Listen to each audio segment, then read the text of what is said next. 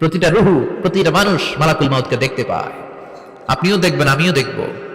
মুমিনদের কাছে এসে মালাকুল মাউত একজন যুবকের বেশে সাদা ধবধবে জুব্বা পরে সুগন্ধি মেখে মুমূর্ষু ব্যক্তির শিয়রে বসে বলে, ইয়া আইয়াতুহান নাফসুল মুতমাইন্না, হে প্রশান্ত আত্মা, উখরুজি ইলা মাগফিরাতিল্লাহি ওয়া রিদওয়ানি, আল্লাহর ক্ষমা আর দয়ার দিকে বের হয়ে আসো।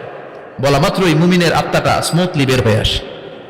কাফান মিন আকফানিল জান্নাহ, হানুত মিন হানুতিল জান্নাহ, জান্নাত থেকে আনা সুগন্ধি কাফনের মধ্যে পেঁচিয়ে তিনি রূহটাকে নিয়ে ইল্লিনে চলে যায়। সরাসরি দেখে মালাকুল মাউতকে। আর যারা ইসলাম বিরোধী, কোরআন বিরোধী, তাদের সামনে এসে মালাকুল মাউত ত্রাস সৃষ্টি করে। আগে ধমক। হাইওয়েতে মাঝে মাঝে ডাকাতি হয় না? বাসগুলোর মধ্যে যখন ডাকাতি হয়, বাসে থাকে 50 জন, ডাকাত ঢুকে 5 জন, এই 5 জনের ভয়ে সবগুলো পেশাব করে দেয়। কারণ ত্রাস সৃষ্টি করে। এসেই চাইনিজ কুড়াল দিয়ে আগে কুবায় দেয় 4-5 জনের। রক্ত দেখে কি দেওয়ার সব আগে রেডি করে রাখে। মালাকুল মাউত এসে কাফের, নাস্তিক, মুশরিকদের সামনে এসে এরকম একটা ত্রাস সৃষ্টি করে। ভয়ে লোকটা কাঁপতে থাকে।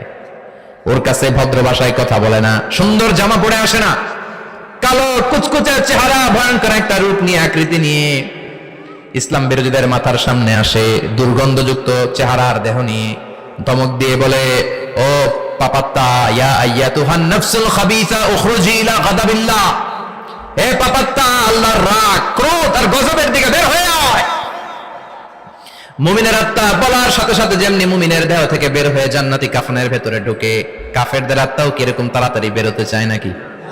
কাফেরদের আত্মা বেরোতে চায় না। ডানে দৌড়, বায়ে দৌড়, সামনে দৌড়, পেছনে দৌড়, আহা, দৌড়াদৌড়ি করে। মালাকুল মাউত এটাকে টেনে হিচড়ে, একটা জীবিত ছাগলকে জবাই না করে তার চামড়া উল্টার দিকে টেনে হিচড়ে বের করলে ছাগলটা যত কষ্ট পায়, এর সে কম 70 গুণ বেশি কষ্ট দিয়ে কাফের, মুশরিক আর গাদ্দারদের রূহ কবজ করা হয়। আল্লাহ এই পরিস্থিতি থেকে তুমি আমাদের বাঁচাও।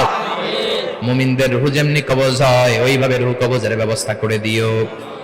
ইমানের মৃত্যু নসিব করে দিও, শাহিদি মৃত্যু নসিব করে দিও। আমাকে শহীদ করে সেই মিছিলে শামিল করে নিও, যে মিছিলের নেতা মীর হামজা, খোবায়েবে খাব্বাব,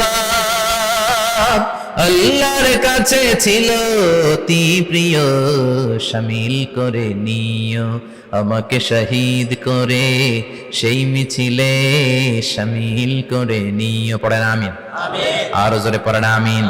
তার মানে বিমান দুর্ঘটনায় হোক, কিংবা লঞ্চ ডুবিতে হোক, কিংবা আগুনে পড়ে হোক, কিংবা আত্মঘাতী হামলায় হোক, যে যেখানেই মারা যায়, কবরের 3টা প্রশ্ন তার জন্য আছে না নাই?